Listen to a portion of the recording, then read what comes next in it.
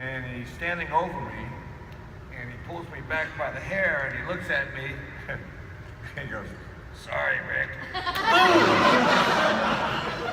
So what they wanted to get the swelling, real.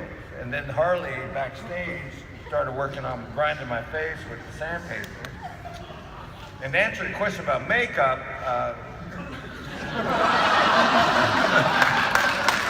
they did add a little bit of iodine, give it a little bit more color, and then they sprayed like the new skin on there and held the skin together to give it a little more wrinkly look, So here, my eyes swelled up for real. The skin is gone for real. I lost an eyebrow, and then they sent me out at the end of the show to cut the scathing promo, And I thought for sure, for the rest of my life, I was going to have this discoloration, because 6 months later, I'm walking into a convenience store, and the guy's looking at me, and I still have the different color, and I thought I was going to look like Spot the dog for the rest of my life. They said, "Oh my God, that was real. Look at, I can see the discoloration in your face. That was actually real when you rubbed your face on the Smith floor." So, if you're talking about that moment, that's exactly what happened.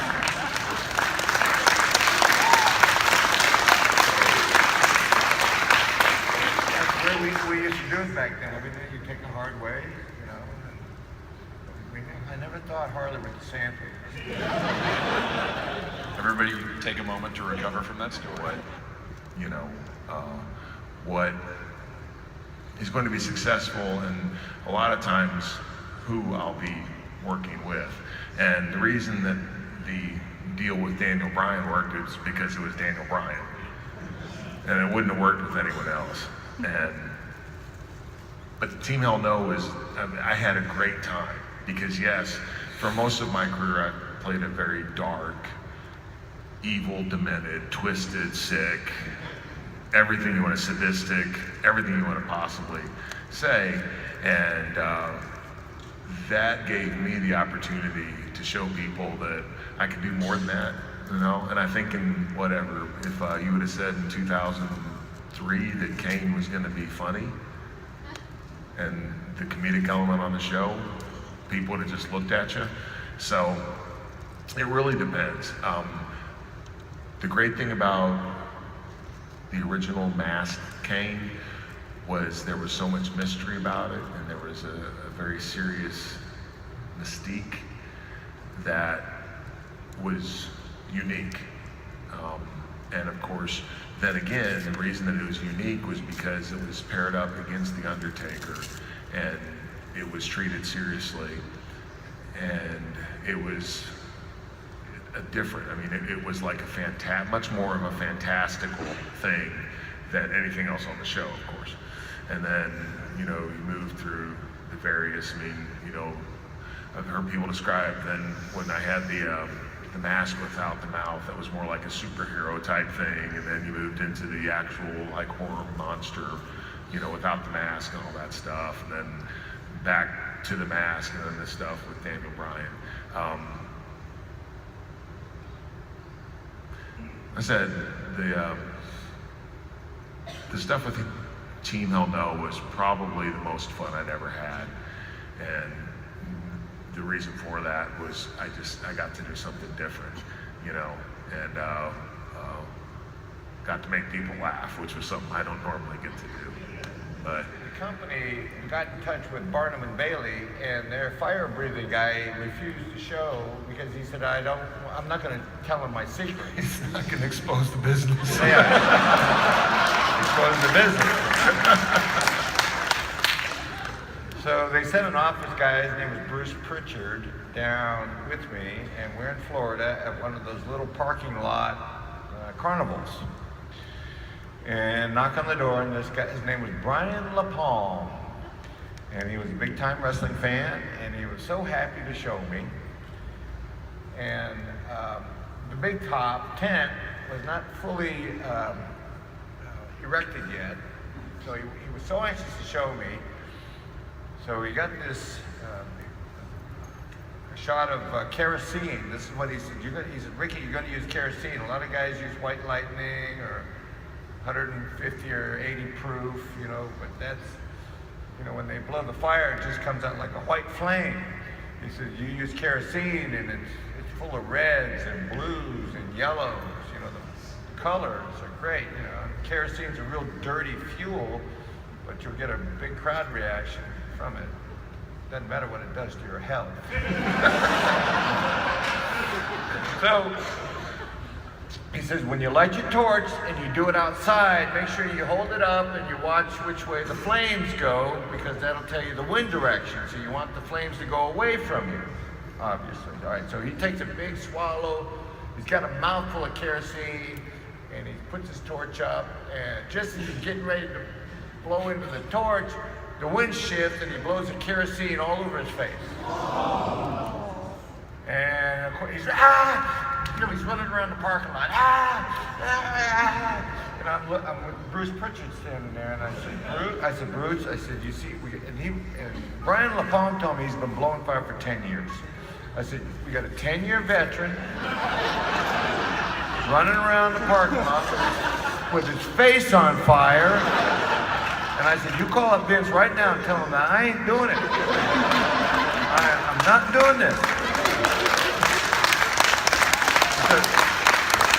Brian comes back after he's, you know, putting his face out. Oh, no, it's just superficial. It's just, you know, like a bad sunburn. You know, so he got to show me, you know, he's got no eyebrows, he's got no eyelashes, you know, it's all gone.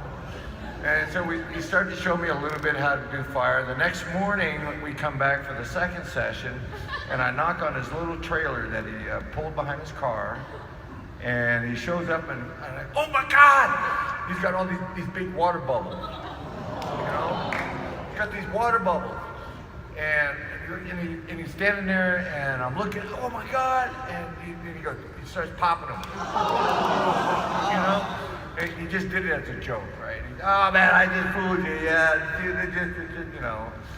So the big top was up, and we go inside, and he started teaching me on doing, you know, like that, enough to fill your mouth. And he said, you know, Ricky, what you do is you blow the kerosene to the torch. As it passes through the torch, that's when it ignites. But when you keep blowing, you'll have the residue. And a good fire breather watches the flame work its way down towards your mouth, and then once it gets close enough and you stop, that's when it'll stop.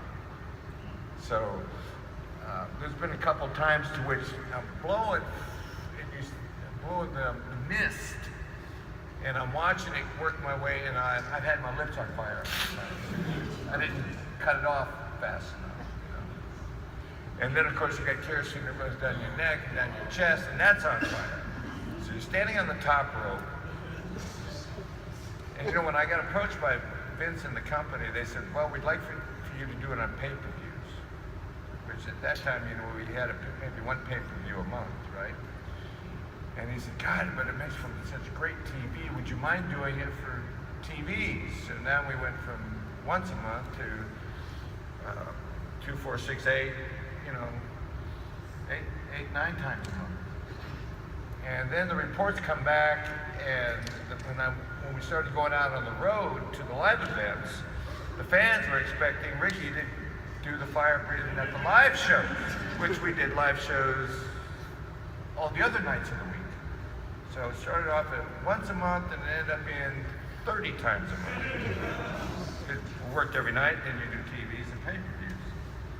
You know, and then I had to get my blood checked every 3 months, because kerosene is such a dirty fuel, heavily leaded, and that sublingual thing going on behind your tongue, you know.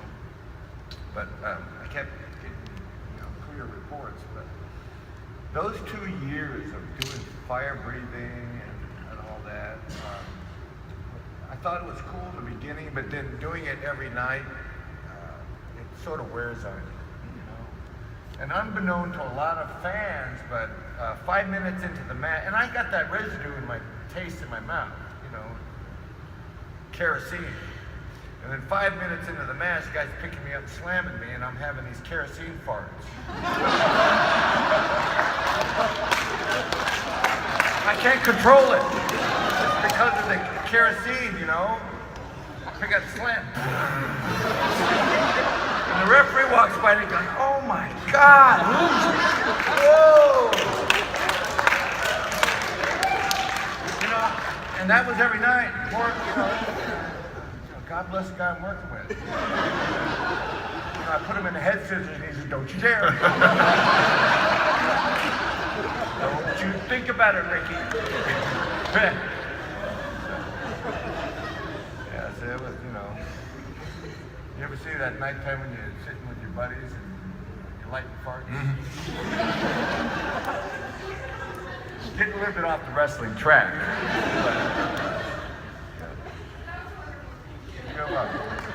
Kane, do you have anything to Actually, one of the coolest things that I have was when Pete Rose dressed up as the San Diego Chicken, and it was the WrestleMania. I think he was the Chicken that night.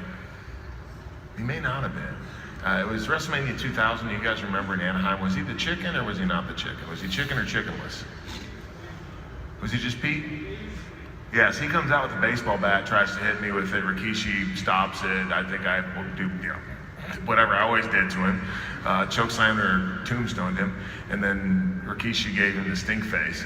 And then it was really cool though, is that when we got back, he signed the bat and he's like, "Here, I want you to have this." So I have a personalized Pete Rose baseball bat, which is pretty cool. But we did a lot of stuff together. Actually, we did 3 WrestleManias.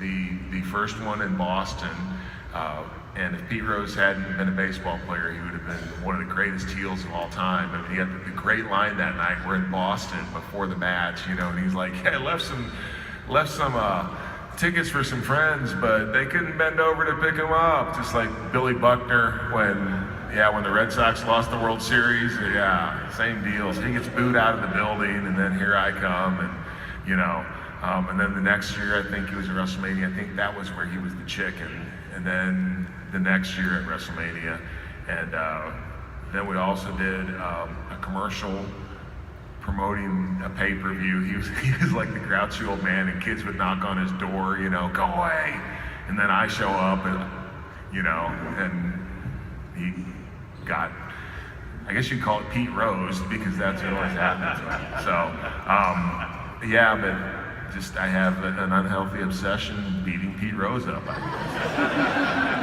Across the back of the shoulders or across the chest. And he would just, you know, he was 300 plus pounds and bad hips and knees and elbows and shoulders, limited movement. And he didn't try to hurt you intentionally. The guy was, you know, I mean, he had a great look, right? If you know the look of Ox Baker, you know. But because he was just so limited and beat up in joints and everything, that he hit you, it hurt you. It just hurt. So, me was Ox Baker, you know, and I'm 230 and he's 330, and you know, you're trying to work around a guy that just very limited. It was probably Haku. Actually, yeah, man. Remember he came in for the Royal Rumble. This was like, 2001, and he just beat everyone in the ring up. It was great. We're grabbing and trying to hold him, and as soon as he'd get away from you, you know, that was just his style, man. And he's a great guy, of course, sure, yeah. You know.